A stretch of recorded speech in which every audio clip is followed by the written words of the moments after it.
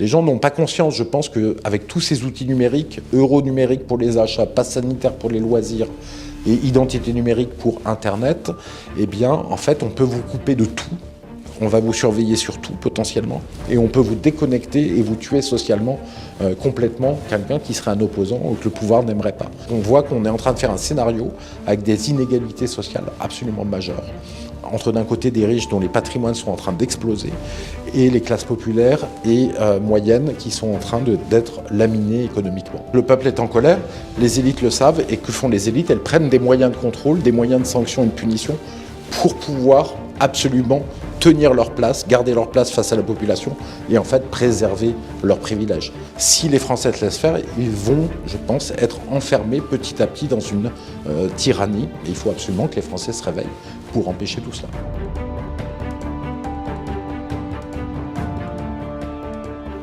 Bonjour Philippe Murer. Bonjour à vous, bonjour à tous les téléspectateurs. Merci d'avoir accepté notre invitation.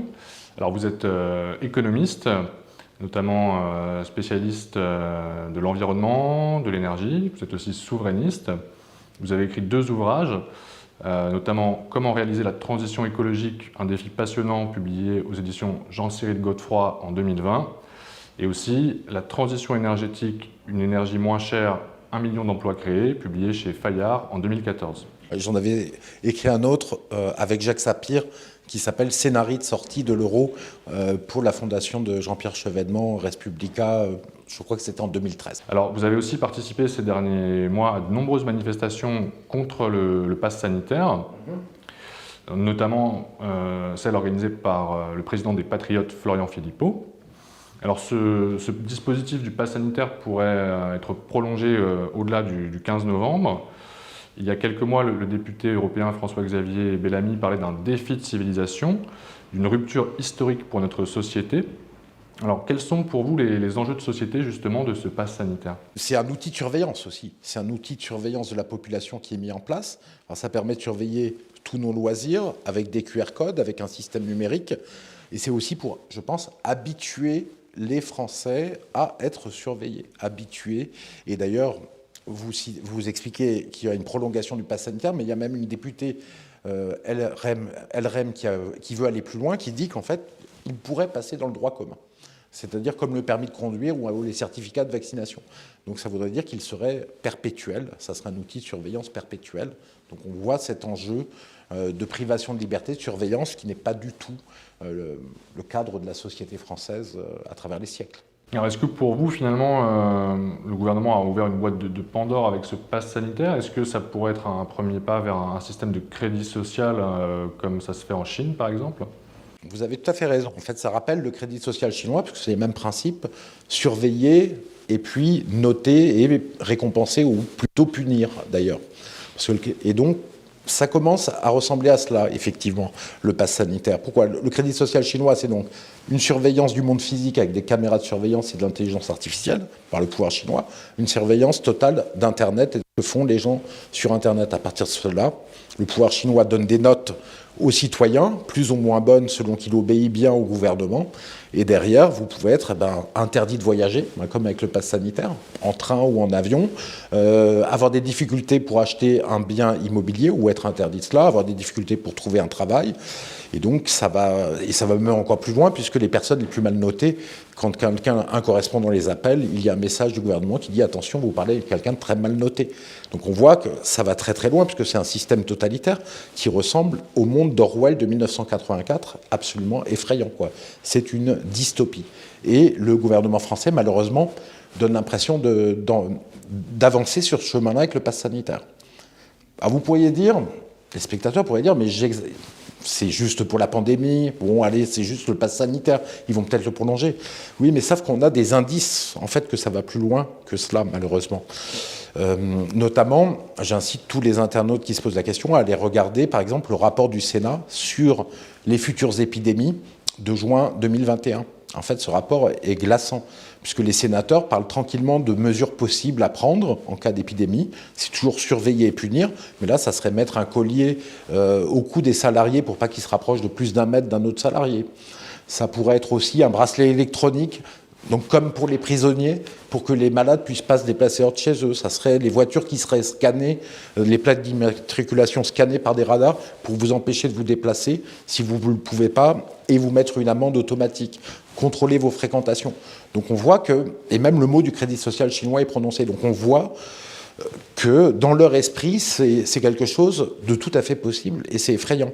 Et le pire, c'est encore le compte-rendu du Sénat sur le Crédit social chinois. Il y a une étude qui est faite, il y a une enseignante française à l'Université de Chine qui présente ça devant l'ensemble du Sénat.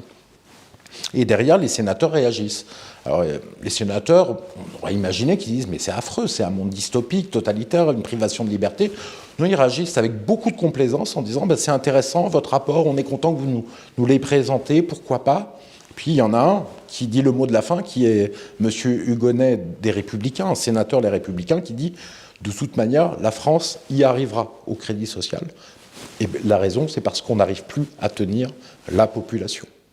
Voilà, c'est la raison en fait, c'est que la raison profonde de tout cela, derrière tout cela, c'est le fait qu'il y a un affrontement en fait larvé, mais de plus en plus fort entre les élites et le peuple, aussi en France et dans le monde occidental.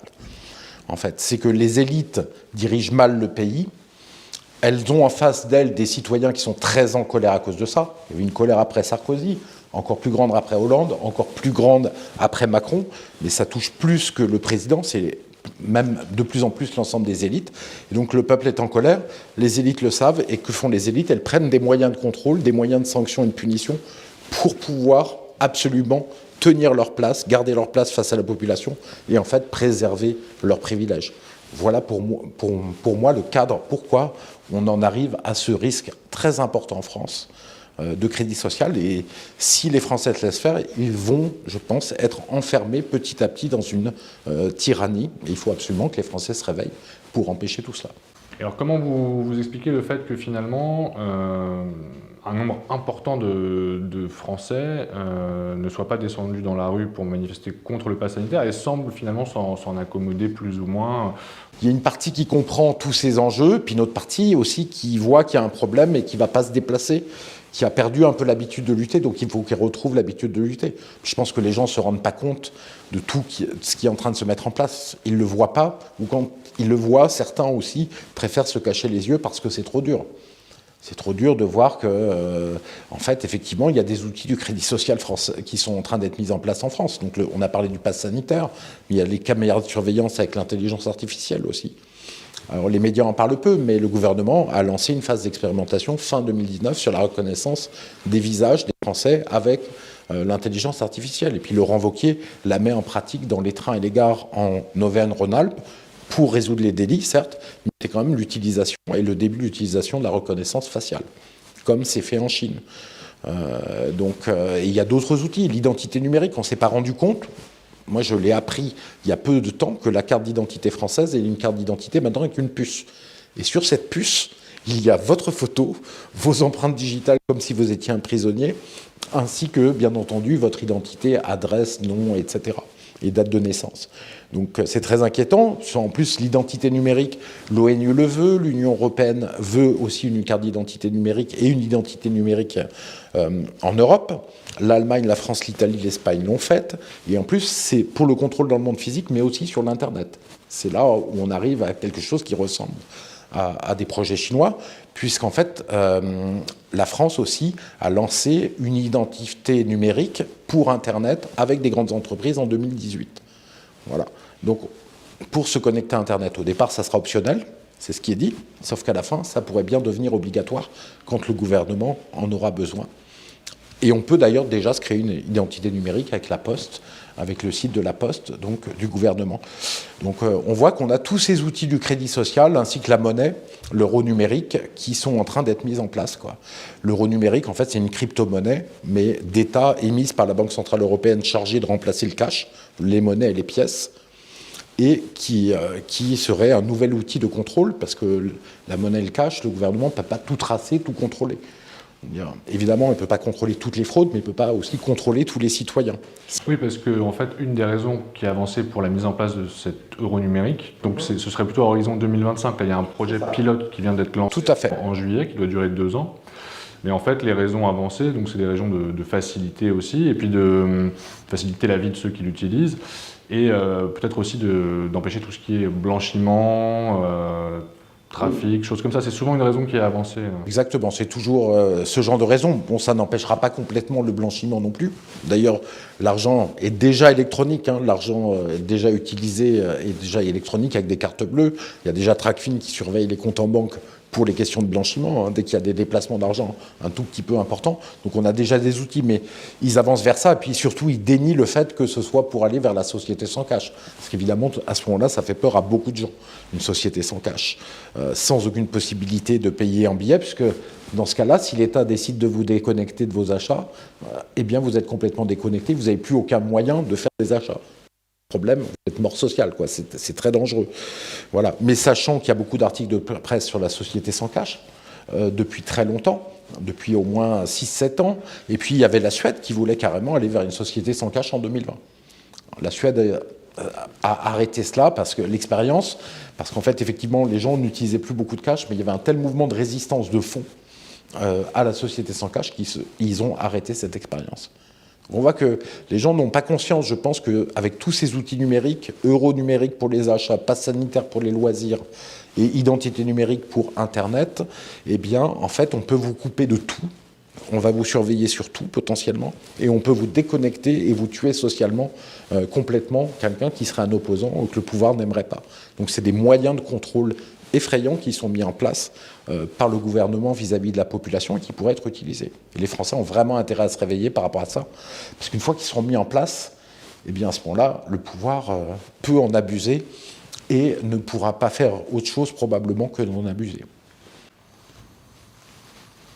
Et alors, justement, toujours sur ce sujet, effectivement, du pass sanitaire et de cette révolution numérique, en fait, ça nous amène aussi à Klaus Schwab, le fondateur du Forum économique de Davos, et au livre qu'il a coécrit avec Thierry Malret en juillet 2020, qui s'appelle Covid-19, The Great Reset. Donc dans ce livre, en fait, qui se présente à la fois comme un constat des conséquences de la pandémie, et aussi comme une sorte de feuille de route de différentes réformes à mettre en place, aussi bien sur le plan politique qu'économique ou écologique. Finalement, alors, est-ce que vous considérez que ce pass sanitaire, en fait, qui a été adopté par plusieurs pays, après, bon, les modalités peuvent diverger en fonction des pays, mais est-ce qu'il s'inscrit finalement dans le cadre des réformes proposées par Klaus Schwab et Thierry Malret, selon vous? Alors, il y a beaucoup de liens entre... Et il y a beaucoup de choses à dire sur ce livre par rapport à ce qui s'est passé, effectivement. Parce que Klaus Schwab, donc le patron du Forum de Davos, qui s'appelle maintenant Forum économique mondial, un nom un peu pompeux qui donne l'impression d'avoir énormément de pouvoir. Et ils en ont parce qu'en fait, c'est le forum des multinationales, en fait, qui sponsorise ce forum, des grandes multinationales qui sponsorisent ce forum et qui invitent à Davos tous les ans des patrons de multinationales ainsi que des patrons de gouvernement, plutôt des patrons, des chefs de gouvernement mondialistes que patriotes, quoi. Donc, dans le livre de Schwab, qu'il a écrit en mai 2020, donc au tout début de l'épidémie de Covid, il y a plusieurs choses choquantes et qui rappellent ce qu'on voit aujourd'hui et ce qui s'est passé. Premièrement, Schwab nous dit que le Covid, c'est la peste noire et que ça va changer le monde comme la peste noire avait changé au Moyen-Âge, notamment l'Europe, avec la Renaissance qui est arrivée après la peste noire. C'est très étonnant parce que le Covid, il a 0,5% de mortalité environ. Alors que la peste noire, on est à 30% ou 40%. Donc on n'est pas du tout dans les mêmes proportions et les mêmes dégâts et les mêmes effets, forcément. Donc on voit qu'il y a une petite ruse sémantique de Schwab. Il y a d'autres choses très étranges dans ce livre. Il dit en fait que toute personne qui dira qu'il a des médicaments contre le Covid, ben, ça sera comme pour l'épisode de la peste noire, ça sera un charlatan. Alors qu'on est quand même 300 ans plus tard avec beaucoup plus de connaissances scientifiques. Il dit aussi, dès mai 2020, que le vaccin nous sauvera. Et effectivement, et qu'il faudra, que ça se passera fin 2021, le sauvetage et le fait qu'on soit enfin tranquille avec le Covid. Donc il semble savoir des choses, en tout cas une espèce de prescience, cet homme-là, qui est extraordinaire, alors qu'il n'est pas du tout médecin, il n'a pas de connaissances particulières sur le sujet, et tout ça avec une avance incroyable. Donc là, on voit que c'est les mêmes éléments de langage qui ont été en fait repris par les gouvernements occidentaux, tout simplement, quoi. En tout cas, ils pensent la même chose, probablement, parce qu'ils sont mondialistes tous. Mais l'autre chose que dit Schwab qui est très importante, pourquoi tout cela ? Il dit en fait dans son livre, et c'est un aveu incroyable d'un mondialiste effréné, quelqu'un qui fait l'apologie de la mondialisation et qui a essayé de disséminer la mondialisation, il dit la mondialisation économique est une catastrophe pour les peuples. Et les peuples sont très en colère, ce qui a donné des gouvernements patriotes, des revirements, avec Trump qui a été élu aux États-Unis, le Royaume-Uni qui est sorti par le Brexit de l'Union européenne, donc un aspect aussi patriote avec Boris Johnson, et puis il parle aussi des Gilets jaunes de France. Alors, il y a deux choses intéressantes. Première chose, il dit les luttes sociales, il n'en parle pas trop. Ça, c'est pas intéressant alors que les peuples sont en colère là-dessus. Mais il dit qu'il faut travailler sur les luttes pour les LGBT et les Black Lives Matter. Ça, c'est des luttes intéressantes. Ensuite, il passe à la dernière partie où, effectivement, il dévoile un monde, une vision du monde économique et surtout un monde totalement numérique avec de la surveillance numérique partout. Il parle même à la fin du livre de toilettes numériques connectées pour savoir votre état de santé en temps réel, mais que l'État, évidemment, pourra connaître puisque ça sera connecté à Internet. Donc des choses un peu délirantes. Et on voit, en fait, non seulement sur le pass sanitaire, mais en fait sur l'ensemble de la politique, qu'il y a une identité de vue, quelque chose de parfaitement concordant entre ce que dit Schwab dans son livre et ce qui s'est passé, finalement, et ce que les gouvernements des pays occidentaux ont fait dans cette crise, quoi. Donc voilà, il y a vraiment quelque chose de parfaitement équivalent entre les deux. Voilà c'est de la constatation à la lecture du livre. On pourrait avoir l'impression qu'il y a une forme de réunion d'intérêts entre certains États et puis certaines grosses entreprises pour justement se diriger vers une forme de capitalisme de surveillance qui constituerait en fait un nouveau relais de croissance pour des entreprises du domaine. Et finalement, ce pass sanitaire, est-ce qu'on ne peut pas le voir justement comme un premier pas vers une forme de normalisation de l'identité numérique? Donc pour l'instant, il y a un QR code qui passe par le portable, alors aussi en papier, mais bon, qui est destiné peut-être à être moins utilisé à terme que la version sur mobile. Avec derrière, en fait, en toile de fond, un gros marché potentiel qui est le développement du marché des objets connectés. Exactement, oui. Il y a ce côté-là de capitalisme de surveillance qui est en train de se mettre en place et qui intéresse tous les grands groupes. Le groupe Thales, j'ai trouvé des informations sur l'identité numérique par un très bon compte-rendu du groupe Thales. Voilà. Tout est sourcé vraiment de façon officielle sur le sujet, puisque Thales travaille à ça. Mais on a vu aussi que, bizarrement, les Facebook, les YouTube, les Google étaient intéressés par la censure, en fait, sur tous ces sujets. Donc, surveillance et punition. Et il développe effectivement tout un tas de choses autour des objets connectés. Mais les objets connectés, c'est pas la liberté, parce que si tous vos objets sont connectés, ça veut dire qu'on sait ce que vous faites, on sait où vous êtes, et donc quel intérêt. Et d'ailleurs, l'intérêt des objets connectés n'est pas du tout évident, quoi. Et c'est une porte d'entrée à la surveillance. Voilà ce qu'on peut en dire. Il y a effectivement une connexion d'intérêts entre les gouvernements mondialistes et les entreprises mondialistes, c'est-à-dire les multinationales. Elles ne veulent pas que la mondialisation économique change, elles veulent qu'elle continue comme cela, parce qu'elles en tirent tous les intérêts, les marrons du feu. Début septembre, Bruno Le Maire, le ministre de l'économie et des finances, affirmait que le pass sanitaire était bon pour l'économie. Il maintenait aussi un objectif de croissance de 6% pour 2021 avec une prévision de 4% pour 2022. Il expliquait également que le pouvoir d'achat des Français avait augmenté de plus de 2% en 2021. Alors finalement, est-ce que vous êtes d'accord avec lui? Est-ce que le pass sanitaire est vraiment bon pour l'économie française? Est-ce que vous partagez son optimisme sur les perspectives de croissance et de reprise de l'activité? Alors, s'il se veut optimiste, Bruno Le Maire, effectivement, c'est parce qu'il vend son bilan avant la présidentielle. Il vend le bilan, en fait, de la présidentielle Macron. Ce qu'il oublie, c'est quand il dit il y a 6% de croissance, il oublie qu'il y a eu une chute encore beaucoup plus forte juste avant.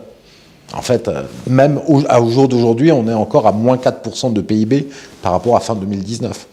Donc, le bilan n'est pas bon. Et le bilan n'est pas bon quand on le compare à d'autres pays. Aux États-Unis, on est déjà à plus 1%. En Suède, à plus 1%. Donc on a perdu 5% de PIB par rapport à des concurrents et des pays qui ont eu les mêmes problématiques que nous. Donc c'est pas bon du tout. Le pass sanitaire, qui est une bonne chose pour l'économie, ça c'est quand même une blague, puisque ça fait que les gens vont... Il y a toute une partie de gens qui vont pas consommer au restaurant ou au cinéma, etc. Donc il y a une baisse pour les loisirs. Il y a des vrais problèmes pour ce secteur des loisirs. On a une baisse de fréquentation de 20-30%. Ça dépend des endroits, donc c'est pas une bonne chose pour l'économie, évidemment. Donc bon, tout ça est un peu une blague. Ça ne marche, ça a été une mauvaise gestion de l'économie et la croissance en France est faible. Enfin, elle est faible. La croissance en France n'a pas été bonne. Ça reprend comme toute l'Europe, mais là, on est déjà dans une phase de ralentissement, ce trimestre-là et les trimestres à venir. Et surtout, on a eu la croissance la plus basse du monde, en France et en Europe. Donc, on ne peut pas se féliciter d'un bilan comme ça. Et en plus, la croissance est malsaine. C'est-à-dire que c'est une croissance qui est basée sur l'endettement et sur la consommation, et pas sur la production. Donc, ce n'est pas une croissance saine. C'est-à-dire que l'industrie, en fait, elle a descendu en France et en Allemagne de 10% par rapport à ses pics. Elle est encore 10% en dessous, alors que le PIB est 4% en dessous. Donc, vous voyez, ça veut dire qu'on a détruit beaucoup de capacités de production et on a plutôt consommé. Ça se voit dans le déficit commercial, d'ailleurs, justement. Donc, franchement, le bilan n'est pas bon du tout.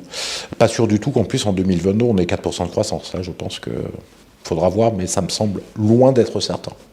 Alors, selon le gouvernement, la crise aussi a engendré ce qu'on appelle la dette Covid, donc une hausse de l'endettement public en environ près de 230 milliards d'euros en 2020 et 2021. C'est le fameux « quoi qu'il en coûte ». Quel regard justement est-ce que vous portez en fait sur les mesures de soutien qui ont été prises par le gouvernement?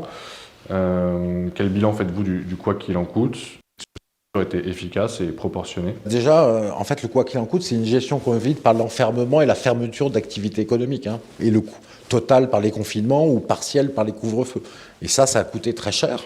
Avec l'argent des Français, ça a coûté effectivement autour de 240 milliards d'euros. Donc, c'est d'ailleurs très étonnant de voir que des gens qui sont prêts à économiser 5 euros sur les APL ou de mettre la France en feu en voulant économiser 4 milliards d'euros par une réforme de retraite, dépensent, ou alors en fermant des lits, 1 milliard d'euros d'économie en fermant des lits, dépensent 240 milliards d'euros en faisant une gestion pareille de la crise Covid. Puisque la Suède a dépensé très peu d'argent, par exemple, en ayant un résultat très bon en termes de gestion de l'épidémie. Donc ça, c'est un coût énorme, effectivement, et les conséquences, en fait, les Français vont payer, à mon avis, 2 fois la crise Covid.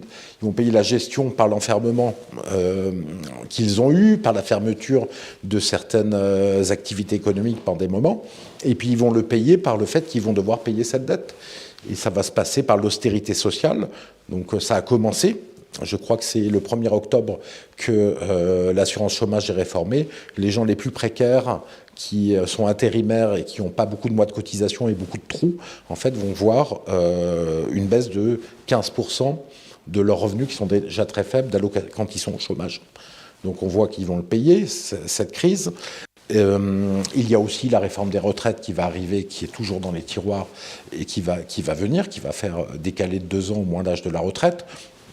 Édouard Philippe disait même que 67 ans, ça serait pas mal pour l'âge de la retraite. On n'arrête pas de décaler vers le haut, et d'autres mesures sociales comme ça. Donc les Français vont payer 2 fois, effectivement, la gestion très mauvaise de la crise Covid par le gouvernement Macron. Alors dans le nouveau budget qui a été présenté, là, le projet de loi de finances 2022, en revanche, Bruno Le Maire en fait, explique qu'il n'aura pas recours à des hausses d'impôts pour rembourser cette dette qui doit être remboursée, je crois, à horizon 2042. Est-ce que vous y croyez finalement, ou est-ce qu'au contraire, finalement, après l'élection présidentielle, on peut s'attendre à des hausses d'impôts, quel que soit finalement le gagnant? On verra comment ils le feront payer. Ça sera soit par des coupes dans les dépenses publiques, donc une moins bonne prise en charge de la santé publique, de la sécurité sociale ou des retraites. On verra, ça dépend du candidat qui gagnera. Mais de toute manière, il faudra le payer. Ce qu'on peut remarquer, c'est que les gens qui parlent le plus de dette publique et qui se prétendent raisonnables sont les gens qui augmentent le plus la dette publique. En fait, on est passé de 7% de dette publique en 1973 à maintenant, on est à 115 ou 116% du PIB. Et donc, des gens qui se prétendent des économistes raisonnables et libéraux ou des politiques libéraux, en fait, se battent pour moins de dette publique et qui finalement n'ont fait qu'augmenter la dette publique. Donc le résultat est quand même très très mauvais, quoi. Alors toujours sur cette question finalement du quoi qu'il en coûte, donc le fonds de solidarité qui avait été mis en place pour les entreprises prenait fin le 30 septembre. Il doit être remplacé par un dispositif coût fixe, donc des mesures ciblées en fait qui vont concerner certains secteurs en particulier.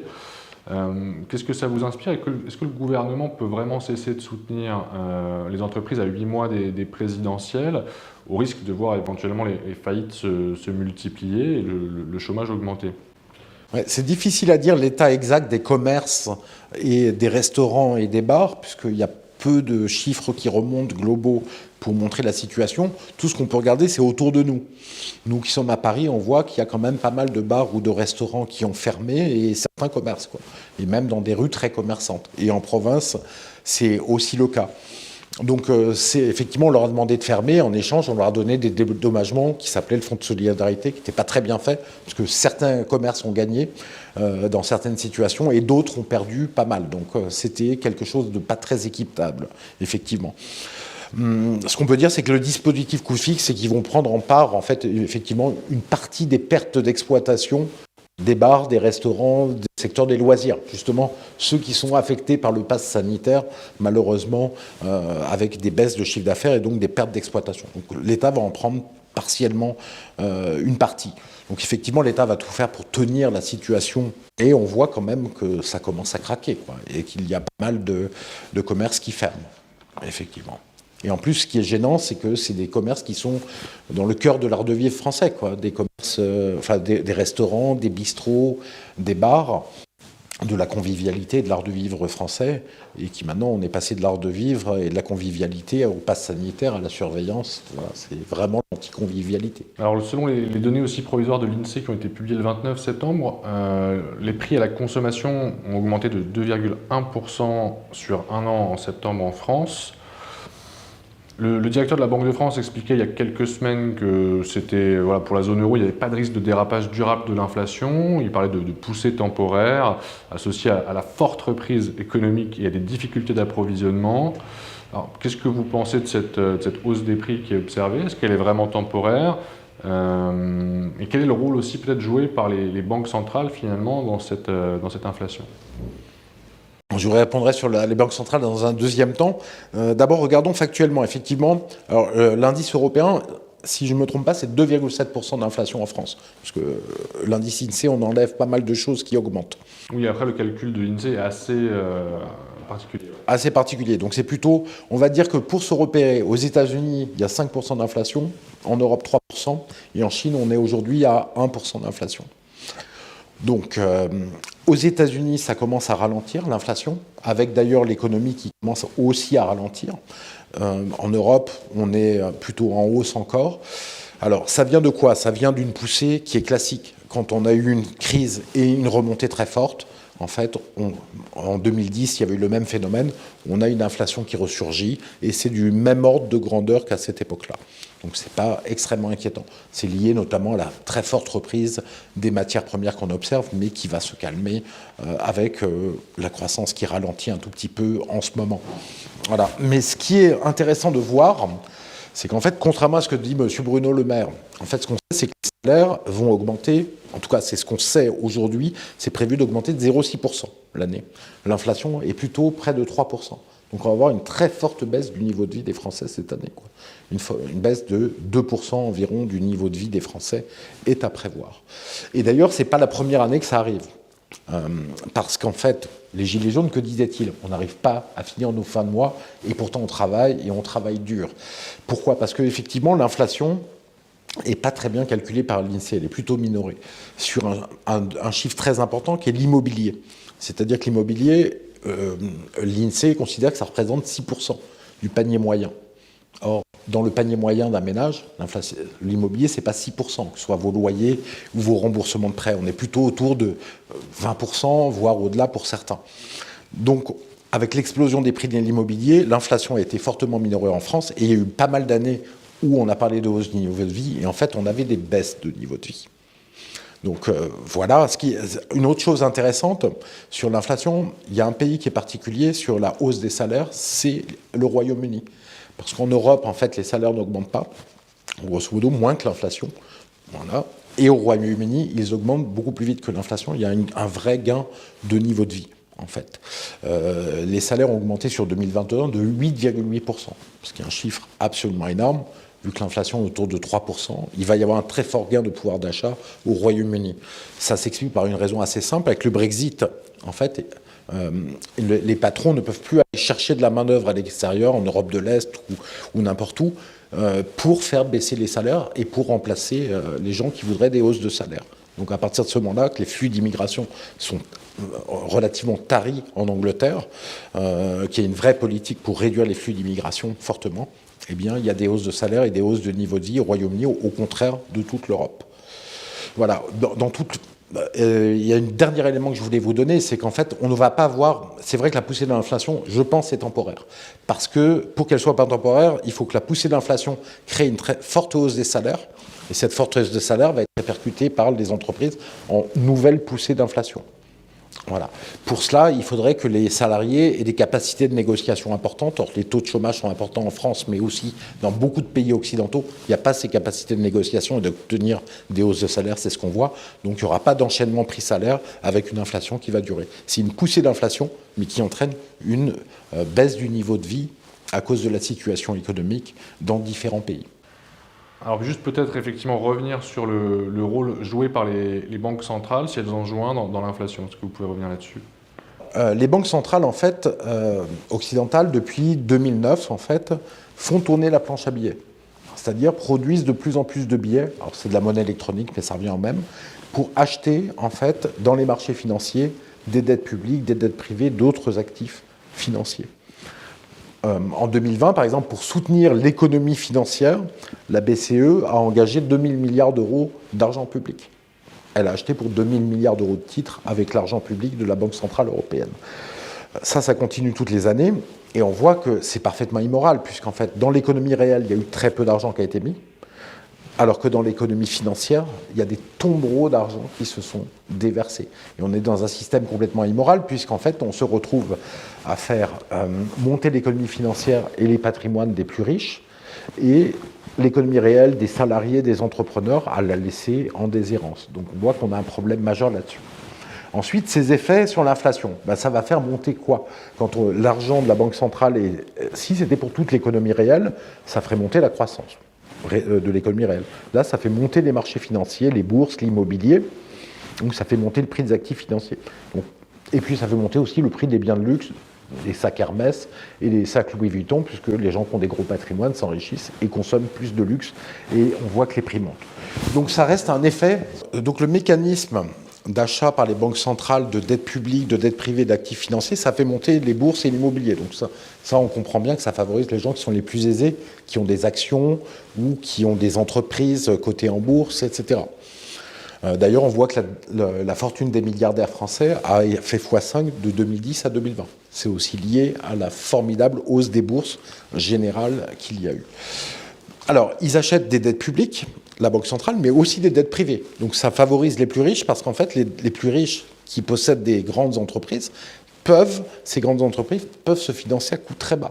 Voilà, M. Bernard Arnault s'est financé à coût négatif, parce que la Banque centrale européenne, en fait, lui prêtait de l'argent en achetant de la dette à des coûts très très bas.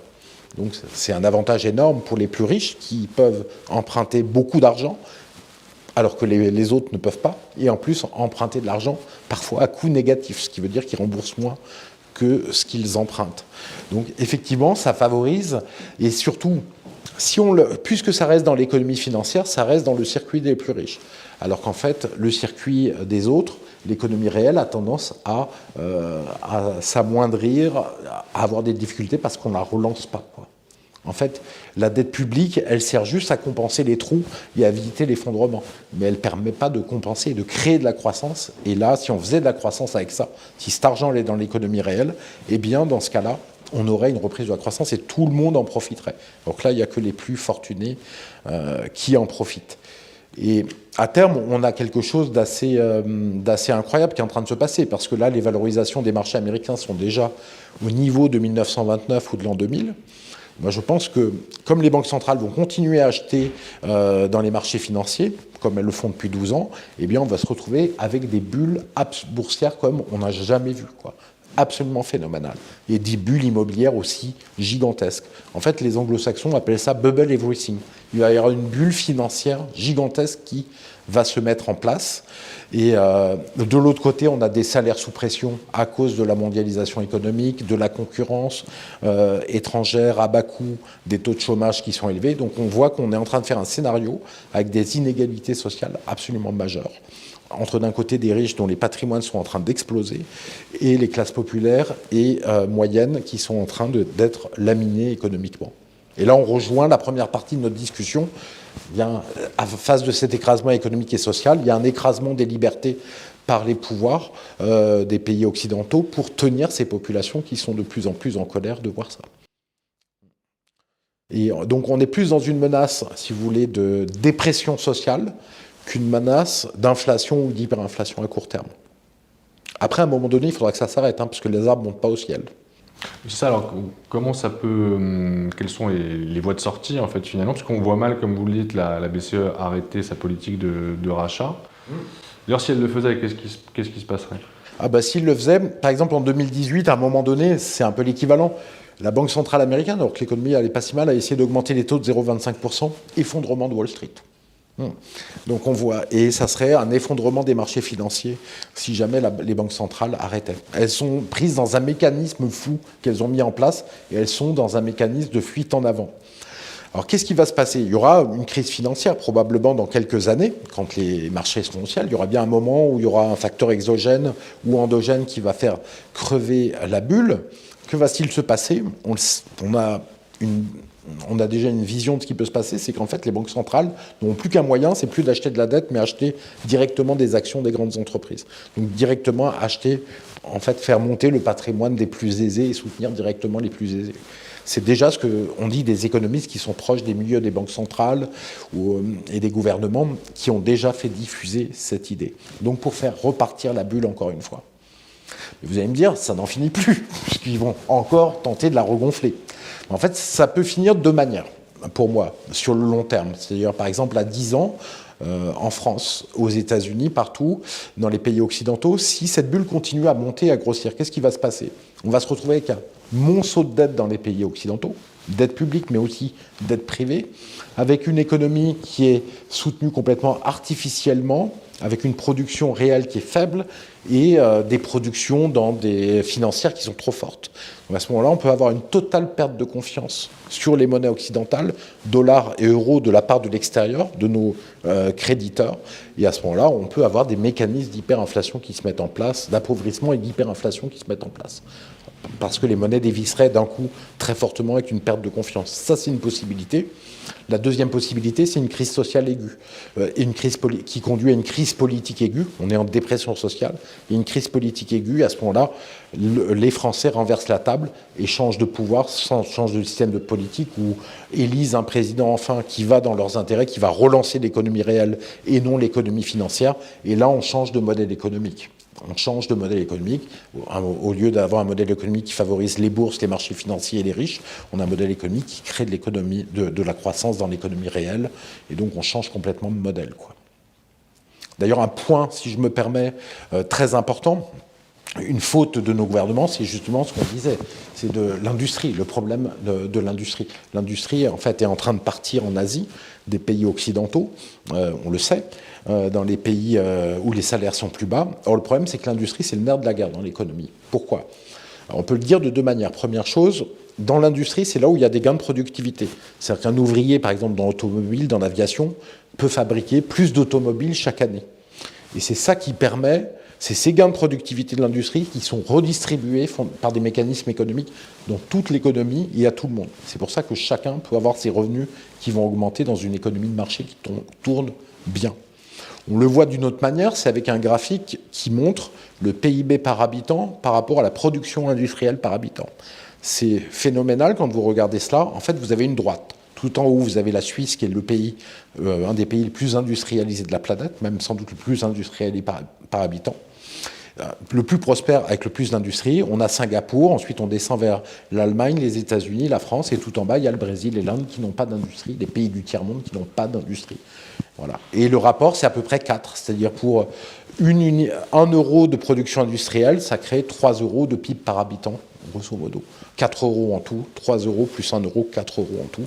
Donc c'est un formidable levier. Le problème, là je vais vous dire quelque chose qu'on dit peu, c'est que bien sûr on sait que l'industrie a baissé en France, en Italie, en Espagne. Depuis l'introduction de l'euro et du libre-échange, on est à moins 15%. À peu près. Mais il faut savoir qu'en Allemagne, ça plafonne aussi maintenant. On n'a presque pas réussi à dépasser la crise, le haut de 2008 en 2019 en Allemagne. On l'a à peine dépassé. Donc on stagne maintenant en Allemagne. On stagne aussi aux États-Unis, alors que le PIB se développe. Donc on voit que l'industrie en fait plafonne partout et qu'on a donc la prospérité qui est tirée que par les paradis artificiels de la bourse et de l'immobilier. Et en fait, ça c'est une voie sans issue si on enlève les vraies productions de richesse et sauf à changer complètement de modèle économique. Alors on parle aussi des pénuries, donc vous parliez du Royaume-Uni en ce moment, voilà, ça fait les gros titres de la presse, notamment les pénuries d'essence. En France, on a aussi des pénuries qui peuvent toucher notamment les matériaux de construction, les composants électroniques ou certaines matières premières alimentaires, enfin même des pénuries qui touchent la production mondiale en réalité. Et on évoque aussi alors là en France des pénuries de main-d'œuvre, notamment dans le bâtiment, dans la restauration et dans l'industrie. Alors là aussi, quelles sont les causes de ces pénuries? Est-ce qu'elles peuvent durer? Est-ce qu'il faut s'en inquiéter? Alors, je vais mettre tout de suite de côté la pénurie de main-d'œuvre, parce que ça, c'est quand même une vaste blague. Une pénurie où les prix baissent, donc les salaires sont en baisse compte tenu de l'inflation, il n'y a pas de pénurie, si vous voulez. En fait, il n'y a pas de pénurie de main-d'œuvre. Il y a 6,5 millions de chômeurs en France et il y a très peu d'emplois présentés. Après, c'est vrai qu'il s'est passé un domaine particulier, par exemple, sur la restauration. Les gens sont restés chez eux. Restauration, c'est un métier très dur. Vous faites beaucoup plus que vos 35 heures, première chose. En plus, vous n'avez pas vos vendredis et vos samedis soirs pour aller voir vos enfants en famille, parce que c'est les jours où les gens vont plus au restaurant. Donc, généralement, vous travaillez le vendredi, le samedi soir et pour certains, le dimanche soir. Donc, c'est des métiers extrêmement durs. Et si vous payez très mal les gens, effectivement, les gens ne vont pas venir. Vous allez avoir du mal à recruter. Les gens vont se destiner à d'autres métiers, ils vont chercher d'autres voies. Et en plus, avec le Covid, ils sont habitués à voir leur famille le vendredi et le samedi, ou leurs amis, et potentiellement, puisqu'il y a eu beaucoup de fermetures de restaurants, donc potentiellement, effectivement, il y a une petite pénurie là-dessus. Mais c'est au patron d'augmenter les salaires, c'est au chef d'entreprise d'augmenter les salaires. Il y a tout à fait suffisamment de gens qui sont sans emploi. Voilà, s'ils ont des salaires décents, ils vont venir, ça, il n'y a pas de souci. Sur la pénurie, alors, la pénurie d'essence au Royaume-Uni est très particulière. Parce donc, déminons-la tout de suite. En fait, il y a sans doute une gestion qui n'a pas été géniale par le gouvernement de Boris Johnson. C'est-à-dire qu'en fait, en confinant, ils ont arrêté les formations et les délivrances de permis de conduire aux routiers. Donc, ça a posé un problème pour faire arriver de nouvelles personnes. Comme en plus, ils ne peuvent pas faire venir des routiers maintenant de l'étranger, d'Europe de l'Est pour conduire à la place des Anglais, eh bien, il y a un petit goulot d'étranglement en ce moment dessus et qui pose un problème, puisqu'il n'y a pas assez de gens pour conduire les camions citernes, les camions essence. Donc ça aurait pu être mieux géré par le gouvernement de Boris Johnson, mais ça va se régler. C'est vrai qu'il y a eu un à-coup très très fort sur la conjoncture, très forte baisse des chiffres d'affaires des entreprises à cause des confinements, et une remontée très forte et synchronisée mondialement pratiquement, partout au niveau mondial au même moment. Donc c'est vrai que c'est pas simple, parce que les chefs d'entreprise, il y en a certains, ils ont eu peur, donc ils ont fermé certaines capacités de production, ils ont limité et baissé leurs coûts pour tenir pendant la crise, et il faut qu'ils remontent le plus rapidement possible maintenant, et c'est ce qu'ils essayent de faire, leur production. Donc ça, c'est une première chose. L'autre chose, c'est qu'on est un capitalisme financier, avec zéro stock. Donc effectivement, ça pose un problème. Quand vous avez zéro stock, ça peut engendrer des pénuries pour des causes pas très importantes. Il y a un autre phénomène, c'est la mondialisation qui est lié à la mondialisation économique. En fait, c'est que ça impose deux fragilités. Il y a beaucoup de choses qui viennent d'Asie, et donc les bateaux en Asie, les bateaux sont complètement surbookés et donc les prix ont complètement explosé. Donc il y a des problèmes, ça peut être produit, mais c'est pas transporté correctement. Le deuxième élément de fragilité, là, c'est sur la pénurie la plus grave, c'est celle sur les semi-conducteurs. La mondialisation a fait en sorte que les semi-conducteurs sont produits dans certains pays particuliers de façon très concentrée. Par exemple, Taïwan. Taïwan a connu une sécheresse très forte cet été et n'a pas pu augmenter, voire tenir ses objectifs de production de semi-conducteurs alors qu'il y avait une très forte demande. Ça explique une partie du problème. En plus de ça, il y a une énorme demande avec le Covid et après de matériel pour les visioconférences, donc de PC, de caméras numériques. Il y a le lancement des réseaux 5G, donc il y a la demande qui augmente et l'offre qui ne peut pas augmenter, donc ça a créé une pénurie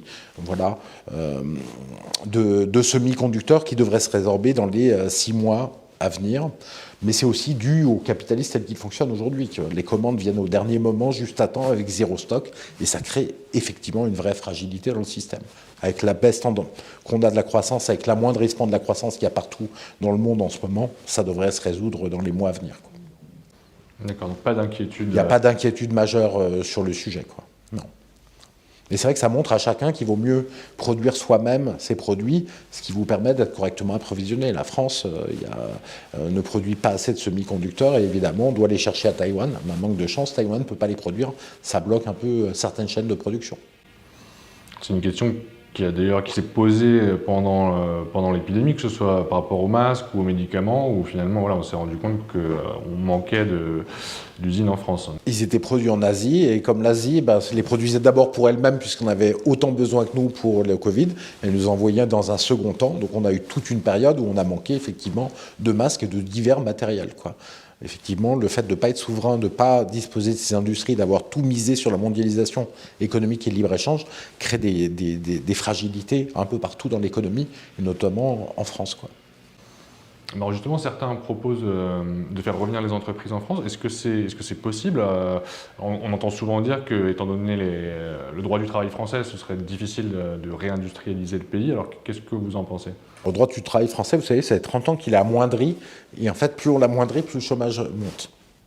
Factuellement, je veux dire, il n'y avait pas de CDD avant 1990, il n'y avait que des contrats à durée indéterminée.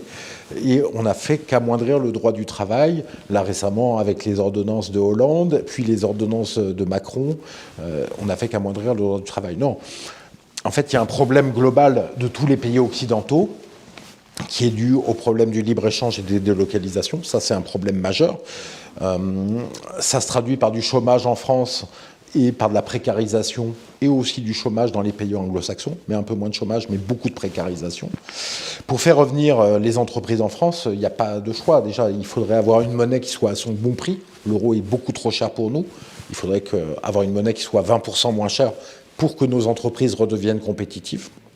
Ça, c'est la première chose. Et puis, il faudrait arrêter le libre-échange, parce que de toute manière, avec la Chine, on n'arrivera pas à conserver une industrie forte si on reste en libre-échange total avec la Chine.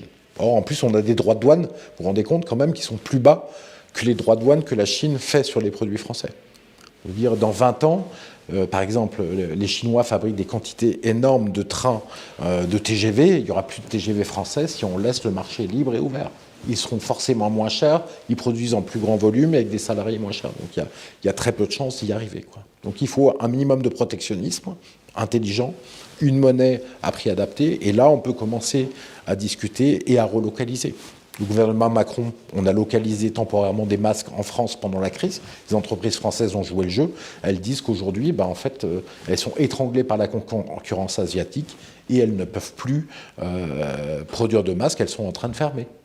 Sachant qu'en plus, dans l'Union européenne, la commande publique ne pouvant pas être réservée aux entreprises françaises, elles sont réservées aux entreprises mondiales. En fait, c'est l'ensemble du monde qui peut soumissionner aux offres de commande publique françaises, de l'hôpital ou du gouvernement. Ça veut dire qu'en fait, les masques français vont toujours être défavorisés par rapport aux masques chinois, qui sont les moins chers du monde, quoi. Voilà. Donc aucune chance de réindustrialiser la France et l'Occident en général si on reste dans le même système économique. On a aussi la question éventuelle du revenu universel qui revient régulièrement sur le tapis depuis plusieurs années. Ça avait été porté notamment par Benoît Hamon en France, mais finalement c'est repris, on en reparle régulièrement. Je crois qu'il y a eu une expérimentation qui a été faite en Allemagne aussi, auprès de quelques personnes là-dessus. Qu'est-ce que ça vous inspire? Est-ce que c'est une bonne idée ou pas pour vous? C'est vrai que le revenu universel, on en parle beaucoup, alors aussi bien à gauche que des gens très à droite économiquement, les libéraux économiques qui en parlent. En fait, l'idée, moi, ce que ça m'inspire, c'est que c'est une impasse totale. C'est-à-dire, en fait, on n'arrive plus à avoir une économie qui donne du travail aux gens. On n'arrive plus à ce que les gens exercent leur talent et le fournissent à l'ensemble de la population, en fait. Et donc, on va donner un revenu de substitution aux gens. Donc, c'est quelque chose d'extrêmement dangereux. Parce que qu'est-ce qu'on va faire des gens qui ne travailleront pas et auront un revenu universel de, je sais pas, 600, 700, 800 euros, hein, un RSA amélioré, c'est pas simple. Et puis, il est évident que le meilleur moyen de tuer un homme, c'est de le payer à ne rien faire. Et le revenu universel, c'est de dire, bon, il n'y a pas de travail, ne faites rien, et on va faire gagner de l'argent sans rien faire. Donc c'est un piège, en fait, c'est lié à l'impasse de notre modèle économique occidental, où on n'arrive plus à créer d'emplois. On va donner de l'argent sans rien faire, et c'est une impasse franchement très dangereuse, quoi. Ça permet aussi d'ailleurs d'accentuer le contrôle de l'État par ce biais, puisque c'est lui qui vous nourrit finalement. Exactement. La personne qui touche le revenu universel ne peut plus rien dire parce qu'effectivement, elle dépend complètement de l'État pour se nourrir et elle ne peut rien faire si on lui coupe les vivres. Donc c'est effectivement une prise de contrôle sur les individus qui correspond à ce qu'on disait tout à l'heure aussi. Merci beaucoup Philippe Murer. Merci.